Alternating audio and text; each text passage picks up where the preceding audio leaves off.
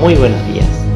Quisiera leer la palabra del Señor para que podamos meditar juntos en lo que Dios nos enseña allí en el Evangelio según San Juan, capítulo 1, versículo 29.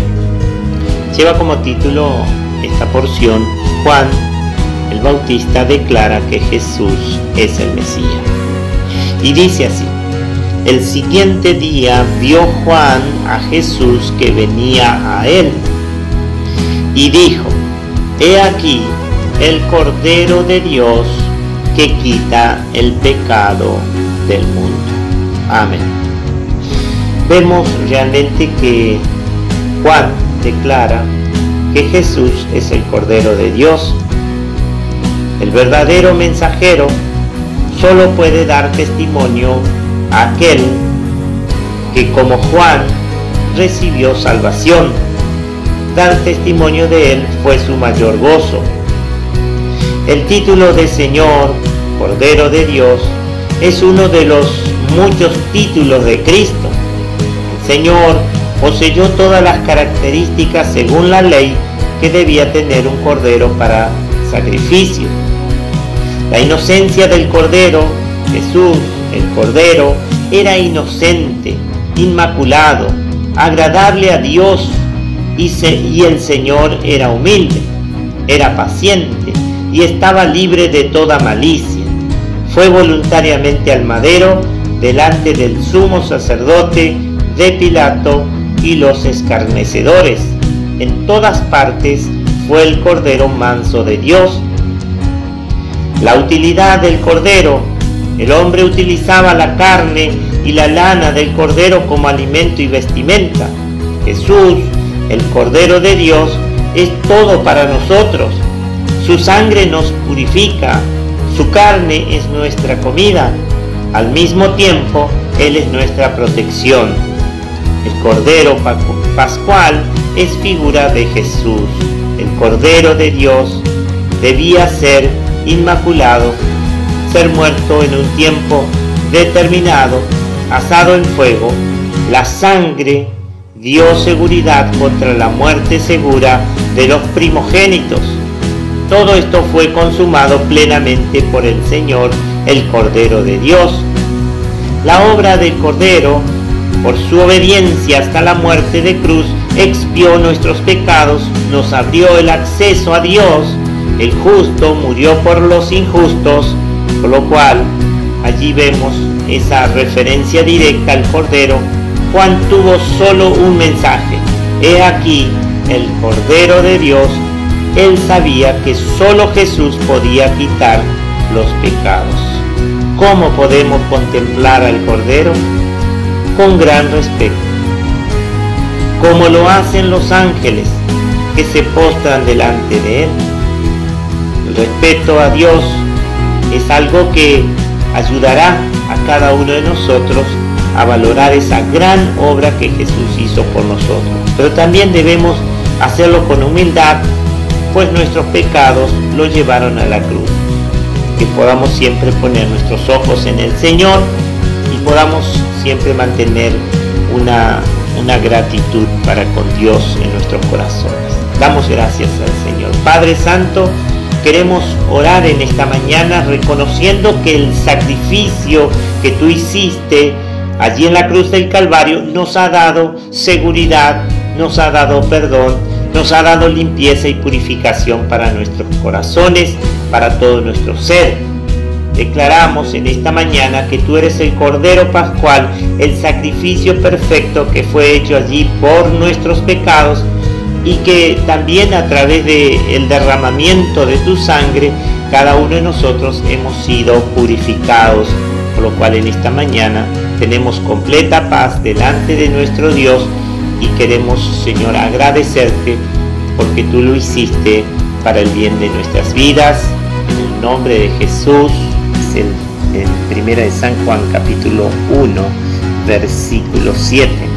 Pero si andamos en luz como Él está en luz, tenemos comunión unos con otros, y la sangre de Jesucristo, su Hijo, nos limpia de todo pecado. Amén. ¿De qué forma la sangre de Jesucristo nos limpia de todo pecado? En la época del Antiguo Testamento, los creyentes simbólicamente transferían sus pecados a la cabeza de un animal que después se sacrificaba. El animal moría en su lugar, redimiéndolos del pecado y permitiéndoles que siguieran viviendo en el favor de Dios. La gracia de Dios los perdonaba por su confianza en Él y por haber obedecido los mandamientos en cuanto al sacrificio. Esos sacrificios anunciaban el día en que Cristo quitaría por completo los pecados. Una verdadera limpieza del pecado vino por medio de Jesucristo, el Cordero de Dios que quita el pecado del mundo. El pecado, por su propia naturaleza, trae consigo muerte. Ese es un hecho tan cierto como la ley de la gravedad. Jesucristo no murió por sus propios pecados, no los tenía. En su lugar, por una transacción que nunca lograremos entender totalmente, murió por los pecados del mundo. Cuando le entregamos nuestra vida a Cristo y nos identificamos con Él, su muerte llega a ser nuestra.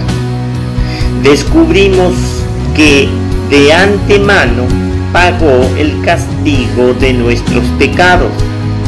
Su sangre nos ha limpiado, así como resucitó del sepulcro, resucitaremos a una nueva vida de comunión con Él. Oramos.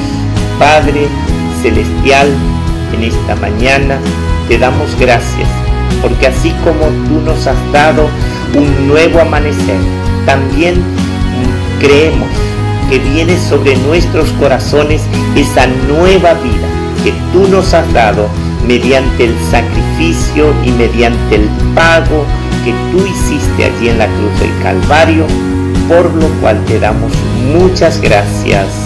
Quisiera dar lectura en el libro de Judas, en el versículo 3, y dice así: Amados, por la gran solicitud que tenía de escribiros acerca de nuestra común salvación, me ha sido necesario escribiros, exhortándoos que contendáis ardientemente por la fe que ha sido una vez dada a los santos. Amén. Judas pone de relieve la relación importante entre la doctrina correcta y la fe verdadera.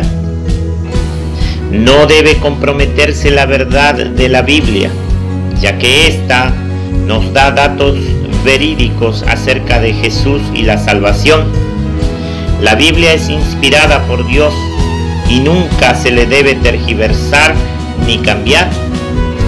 Cuando se le tergiversa, llegamos a confundir lo correcto con lo erróneo y perdemos la visión del único camino que nos conduce a la vida eterna.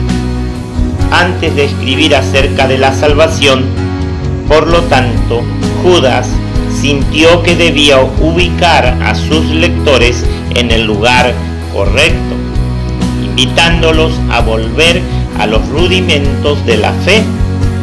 Luego, la senda a la salvación sería más clara. Amén. Oramos. Señor, te damos gracias por tu palabra, que sigue hablándonos sobre ese fundamento correcto y esa fe verdadera, y que nos conduce a Jesucristo y a la salvación. Ayúdanos para que siempre podamos proclamar tu verdad y ésta nos guíe hacia la vida eterna. Te lo rogamos en el nombre bendito de tu Hijo Jesucristo. Amén.